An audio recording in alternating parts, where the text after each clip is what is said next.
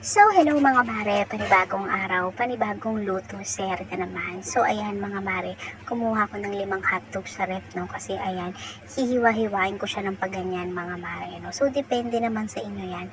Pero yung sa akin kasi ginanyan ko para mas marami, no? So, kapag nahiwa ko na siya ng ganyan mga mare, maghanda na tayo ng ating kawali, no?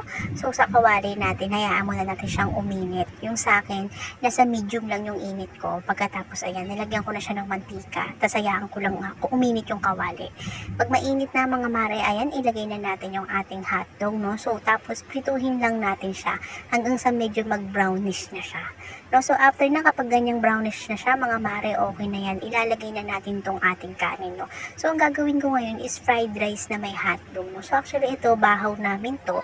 Tapos, ayan, dinurog-durog ko lang din siya sa kawali kasi hindi ko siya nadurog kanina dun sa kaldero, no?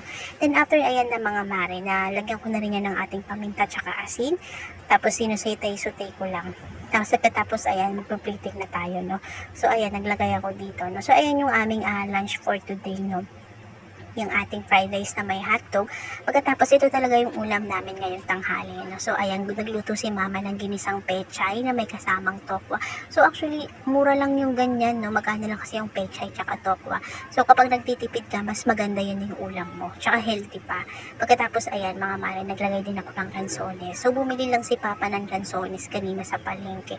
Kaya, ayan, yan yung nilagay kong parang pang dessert ko, no? Tapos, ayan yung ulam namin, gulay. Tapos, yan, may fried rice tayo tsaka hotdog. So, ayun lang mga mare, masarap yung lansones, napakatamis. Tapos yung ginisang pechay, masarap, sakto lang yung lasa. So, ayun lang siya mga mare. Kain tayo. Salamat sa inyong panonood. And please like and follow my page po for more videos. Thank you!